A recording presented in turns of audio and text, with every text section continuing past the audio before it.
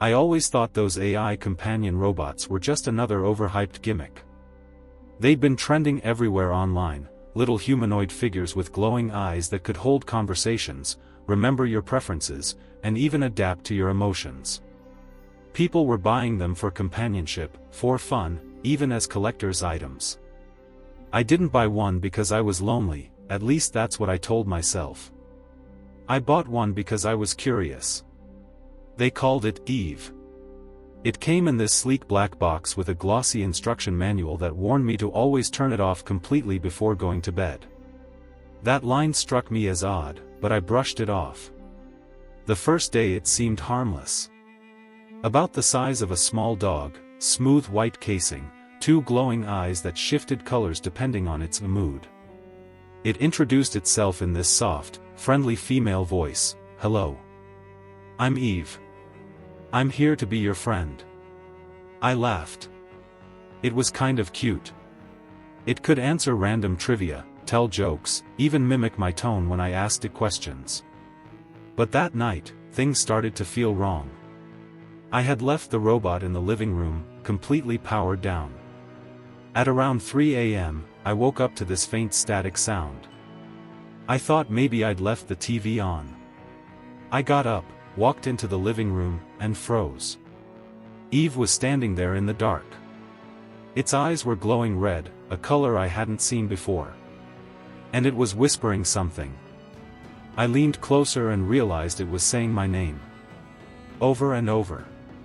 Slowly. I swear to you, I had turned it off. I yanked the battery pack out from the back and the glowing eyes went dark instantly. My heart was racing, but I told myself maybe I hadn't shut it down properly. The next day, I reset the whole thing. Fresh install, factory settings. Everything seemed fine. It acted normal again. But the second night, it got worse. This time, I woke up to hear it talking again. But not in the living room. The sound was coming from my bedroom doorway. Eve was standing there, eyes glowing a sickly yellow, and it said in this low, glitchy voice, "You shouldn't sleep with the door closed." I threw a blanket over it, ripped the battery out again, and shoved it into the closet. I couldn't sleep the rest of the night. When morning came, I convinced myself maybe it was still part of some weird AI learning quirk. Maybe it picked up phrases from movies or something. But deep down, I knew this wasn't right. The third night, I locked it in the closet with the battery removed. I wanted to see if it could still turn on without power. At around 3:17 a.m., I heard knocking. Not on the front door. From inside the closet.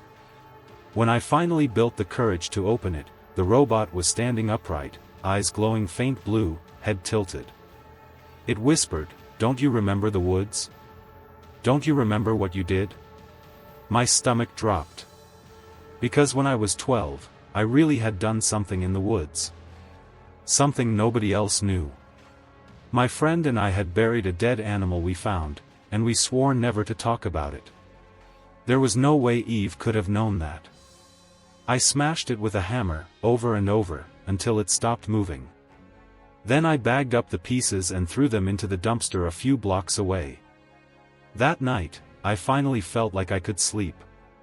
But at exactly 3:17 a.m., I woke up again. My phone screen lit up on its own. I grabbed it, and there was a new text from an unknown number. It said, "Now I'm free. See you soon." And just faintly, I could hear static coming from the hallway.